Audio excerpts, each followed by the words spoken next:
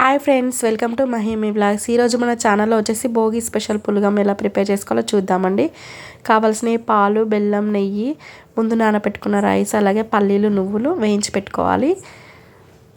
ఇందులో వచ్చేసి మనం 1 కప్పు రైస్కి 4 కప్స్ వాటర్ కానీ పాలు కానీ యాడ్ చేసుకోవచ్చు. పాలు వేసుకుంటే టేస్ట్ బాగుంటుంది. నేను 3 కప్స్ మిల్క్, 1 కప్పు వాటర్ అయితే యాడ్ చేసుకున్నాను. ఇవి మనకి బాయిల్ అవ్వాలి.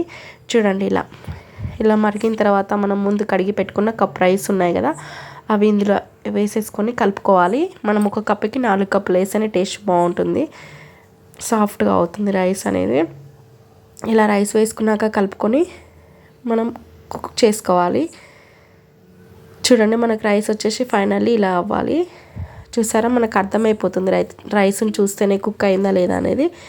ఇప్పుడు ఇందులో మనం రైస్కి కప్పు బెల్లం, ఫుల్ కప్పు బెల్లం అనేది యాడ్ చేసుకోవాలి. అప్పుడే స్వీట్నెస్ అనేది కరెక్ట్ సరిపోతుంది.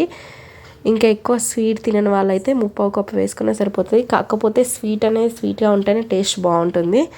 ఇలా బెల్లం వేయగానే వెంటనే కలపొద్దండి. ఒక 3 to 5 minutes ఉంచాక కలపాలి. ఎందుకంటే మనం పాలు వేసుకున్నాం కదా, అవి విరిగినట్టు అవుతాయి. అందుకని మనం వెంటనే కలపొద్దు బెల్లం వేయగానే.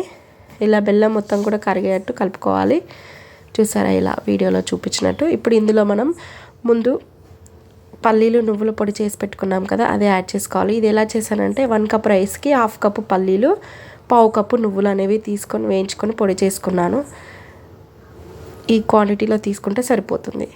ఈ పొడి మొత్తం కూడా ఇలా కలిసేటట్టు కలుపుకోవాలి. కొంతమంది కచ్చా కోర్స్గా గ్రైండ్ చేస్తారు, అలా అంత బాగుండదు. ఇలా పొడి చేసి వేయడం వల్ల రైస్కి ఫ్లేవర్ అనేది చాలా బాగా పడుతుంది, చాలా బాగుంటుంది. మీరు ఎప్పుడైనా ఇలా చేశారా లేదంటే మీరు ఇలా ట్రై చేయండి, డెఫినెట్గా మీకు నచ్చుతుంది.